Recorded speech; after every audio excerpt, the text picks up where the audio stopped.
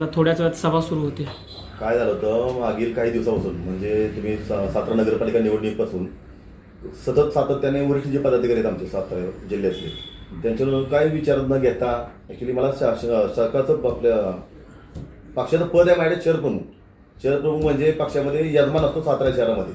कोण येणं असेल पहिलं तर त्याला ह्याला विश्वास घ्यायला लागतं शहरप्रमुखाला. ते घेतलं जात नव्हतं म्हणून ते 2 दिवसापूर्वी मी तसा निर्णय घेतला होता.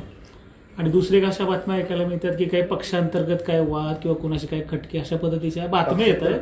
पक्षांतर्गत वाद थोडे वर्ष चालणार, पक्ष राहणारच, पण पक्षाचं पदाधिकारी मोठे वरिष्ठ पदाधिकारी त्या पदाधिकाऱ्यांना समजून घेऊन त्या सगळ्यांचे मिलं बसून सगळा पक्ष पुढे न्यायला पाहिजे. हे वरिष्ठ पदाधिकाऱ्यांचं काम असतं. आता तुम्हाला साहेबांनी काय आदेश म्हणजे निरोप दिला? साहेबांकडून असा निरोप आलाय मला की 2 दिवसामध्ये माझ्या ज्या काही अडचणी आहेत ते त्यांच्यावर पोहोचले गेले. 2 दिवसामध्ये ज्या माझ्या अडचणी आहेत ते मला मुंबईला बोलून घेणार आहेत. 2 दिवसामध्ये ते जाऊन मी समक्ष मांडणार माझ्या अडचणी. आज इतक्या दिवसाच्या काय अडचणी आहेत माझ्या काही नाही त्या मांडून मग म्हणजे तुमचा राजीनामा तुम्ही घेतोय. आणि जसं एकनिष्ठ साहेबांवर आहात तशा सतत आहो. मी माझ्या पक्षाचा पद जर नसलं ना तरी मी कायम एकनाथ शिंदे सोबतच आहे. मी आहे, माझा मुलगा इथे चिरंजीव आहे, मिसेस इथं असते, मुलगी थोड्या वेळ इथं येईल. पूर्ण कुटुंब माझं साताऱ्यामध्ये शिवसेनेसाठी म्हणजे एकनाथ शिंदेसाठी कार्यरत राहणार कायम.